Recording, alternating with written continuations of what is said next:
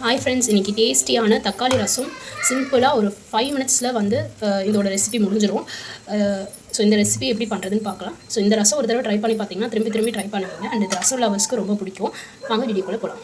இதுக்கு வந்து நான் ஒரு லெமன் சைஸ் புளியை வந்து தண்ணியில் ஒரு 15 மினிட்ஸ் ஊற வச்சுக்கிறேன். இது ஊறட்டும். அதுக்கு தேவையான பொருள் என்னென்னா 1.5 டேபிள் ஸ்பூன் மிளகு, 1 டேபிள் ஸ்பூன் சீரகம், ஒரு 5 பல்லு பூண்டு, தோல் உரிக்காமல் கூட போடலாம். பிகாஸ் இதை வந்து நம்ம மிக்சியில் போட்டு அரைக்க போகிறோம். அண்ட் ஒரு பச்சை மிளகாய், இது காரத்துக்கு ஏற்ற மாதிரி போட்டுக்கோங்க. ஆல்ரெடி பெப்பர் போட்டுக்கிறதுனால நான் வந்து பச்சை மிளகாய் வந்து 1 தான் எடுத்திருக்கேன். அண்ட் வந்து ஒரு கை கொத்தமல்லி, கருவேப்பிலை அண்ட் ஒரு தக்காளி.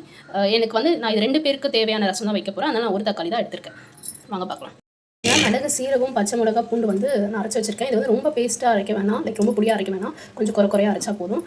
அண்ட் இதில் வந்து புளி தண்ணியோட எக்ஸ்ட்ராக்ட் எடுத்து வச்சிருக்கேன், லெமன் சைஸ் புளி தண்ணியோட. ஸோ இதில் என்ன போட போகிறோன்னா ஒரு 1/2 டேபிள் ஸ்பூன் மஞ்சத்தூள், பெருங்காயத்தூள், 1 டேபிள் ஸ்பூன் கல்லுப்பு. உப்பு வந்து நீங்கள் தேவையான அளவுக்கு போட்டுக்கோங்க. பெருங்காயம் வந்து ஒரு 5 பிஞ்சஸ் எடுத்திருக்கேன். ஸோ நான் வந்து இதிலேயே வந்து கொத்தமல்லி, கருவேப்பிலை 2த்தையும் ஆட் பண்ணிக்கிறேன். ஒரு சிலர் வந்து கொதிக்க வரும்போது தான் வந்து ஆட் பண்ணுவாங்க. பட் நான் இதிலே ஆட் பண்ணிக்கிறேன்.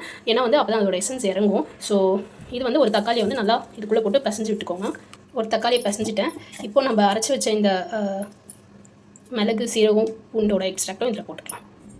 இந்த ஸ்டேஜில் நீங்கள் உப்பு கூட செக் பண்ணிக்கலாம். நான் எல்லாத்தையும் நல்லா மிக்ஸ் பண்ணி விட்டுக்கிட்டேன். இப்போது தாளிச்சிடலாம். தாளிக்கிறதுக்கு வந்து நீங்கள் நல்லெண்ணையும் 2 டேபிள் ஸ்பூன் யூஸ் பண்ணிக்கலாம். அப்படி இல்லைனா கடலெண்ணையும் யூஸ் பண்ணிக்கலாம். நான் வந்து கடலெண்ணெய் தான் யூஸ் பண்ணியிருக்கேன். 2 டேபிள் ஸ்பூன் கடலெண்ணெய் ஆட் பண்ணிட்டேன். அப்புறம் இதில் வந்து கடுகு அண்ட் காஞ்ச மிளகா ஆட் பண்ண போகிறோம். கடுகு ஆட் பண்ணிவிட்டேன். இது பொரிஞ்சு வந்துடும். இதில் காஞ்ச மிளகா போட்டுக்கலாம். இந்த காஞ்ச மிளகா ஆட் பண்ணிட்டேன். நான் கருவேப்பிலை இதில் போடலை. ஏன்னா நான் ஆல்ரெடி அந்த புளி தண்ணியே எல்லாத்தையும் போட்டுட்டேன். அதனால் நான் இதில் கருவேப்பிலை போடலை. உங்களுக்கு வேணும்னா நீங்கள் போட்டுக்கலாம். புளி தண்ணி ஊற்ற போகிறேன். இதை வந்து லோவர் ஃப்ளேமில் கொதி வர வரைக்கும் அப்படியே விட்டுருங்க.